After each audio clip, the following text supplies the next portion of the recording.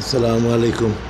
নির্বাচনে জয়লাভ তো অনেকেই করে, কিন্তু এভাবে তারেক রহমানের মতো বিজয় বিরল ঘটনা, খুব বেশি এটা ইতিহাসে দেখা যায় না। নিকট অতীতে দক্ষিণ এশিয়াতে বা এশিয়া মহাদেশে খুব একটা দেখা যায়নি। গত 70 বছর আগে হয়তো ইরানে বিপ্লব একটা হয়েছিল, নির্বাসন থেকে এসে ক্ষমতা গ্রহণ করেছিলেন খোমেনি, ইরানের ধর্মীয় নেতা খোমেনি গ্রহণ করে বিপ্লব হয়েছিল, ইসলামী বিপ্লব। কিন্তু আমাদের আশেপাশের দেশগুলোতে তেমনটা দেখা যায় না। পাকিস্তানের প্রধানমন্ত্রী নওয়াজ শরীফ দীর্ঘদিন লন্ডনের নির্বাসনে ছিলেন।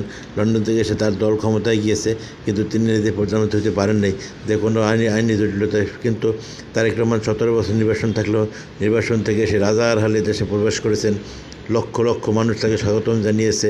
তার মায়ের মৃত্যুর দিন কোটি মানুষের জানাজা অনুষ্ঠিত হয়েছে। তারপরে সে মায়ের আবেগকে কাজে না লাগিয়ে নিজের রাজনৈতিক পরিচয়, রাজনৈতিক যোগ্যতায় দলের নেতৃত্ব দিয়ে দলকে নির্বাচনে বিজয়ী করেছেন, আবার ক্ষমতাসীন হয়েছেন, শপথ গ্রহণ করেছেন।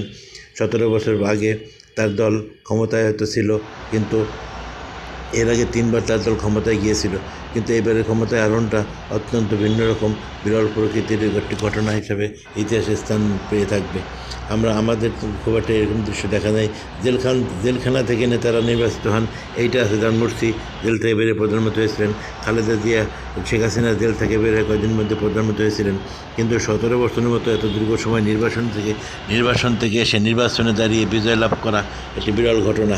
যাই হোক, তার এই সাফল্যে আমরা আনন্দিত। আমরা তার সাফল্যের আমরা সাফল্য কামনা করি। তিনি বিজয়ী হয়েছেন, এখন নেতৃত্ব দানে সফল হন। কারণ নেতা হওয়া, বিজয় হওয়া আর ভালো প্রশাসক হওয়া এক জিনিস না। আমরা চাই তিনি ভালো প্রশাসক হন, তিনি ভালো নেতা হন, আমার দেশটাকে উন্নতির পর একটা শিখরে নিয়ে যান। আসসালামু আলাইকুম, সবাই ভালো থাকবেন। আমার চ্যানেলটি ভালো হলে সাবস্ক্রাইব করার জন্য সকল ভাই বোনের প্রতি অনুরোধ রইল।